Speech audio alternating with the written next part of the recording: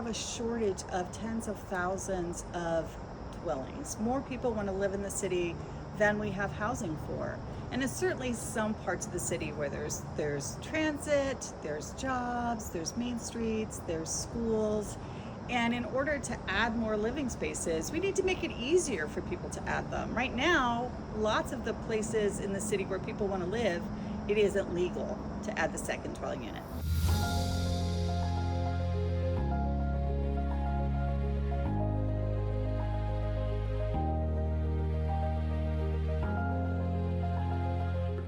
What's AARP doing in this space? Why are we involved? Yeah, so AARP really supports ADUs as flexible living options for older adults and their families wanting to age in place. And there's a lot of different ways ADUs can be used. So they can be used to house caregivers on site at a property.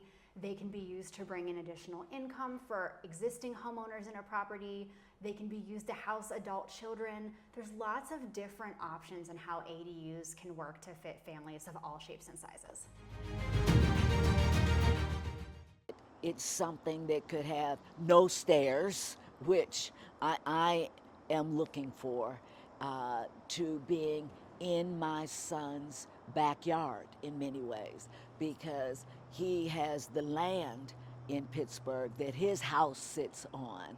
And now, since I've been here today, I can see how he may be able to accommodate me by building onto his home or building a separate structure just to the side of his property. Rental units can be, rent can be more than a mortgage these days, especially in, Pittsburgh is even a more affordable area. And still, as Deb mentioned, the average rent here is about $2,000 for her district. And that's frankly not affordable for a lot of families. Pittsburgh has more than 11,000 units in shortage right now for affordable housing units in the city, and that's something we really want to work on addressing. So ADUs are a really important part of that conversation in the large global context.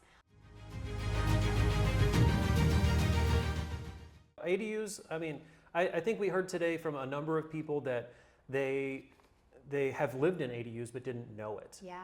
Or that there were benefits to ADUs such as reducing social isolation, reduced cost to living expenses. Young generations are able to save, older generations are closer to their family. Yeah. Why does Pittsburgh need to address this change now?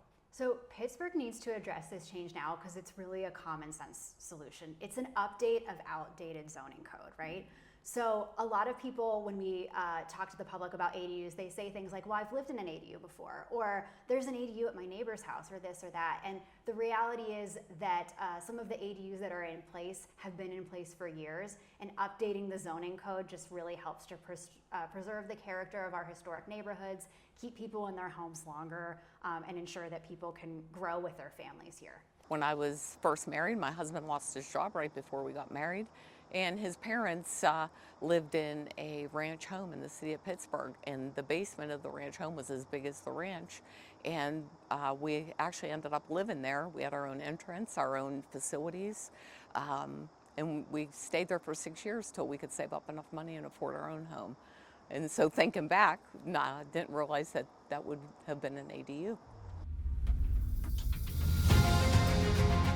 Nearly 80% of adults 50 and over said that they support a change in legislation to allow the creation of ADUs in the city. And so really what ADUs offer for homeowners in the city is a new way that they can flexibly house their family on site, flexibly create new sources of income to stay in their communities as they age. AARP will continue to work with our local policymakers, our local communities, and elevate local voices to help advance ADU legislation here in the city, as well as other affordable housing legislation and ways to make our communities more livable for people of all ages. So it's really helpful to do events like this and help us recruit new advocates and activists to help support the important work that we do.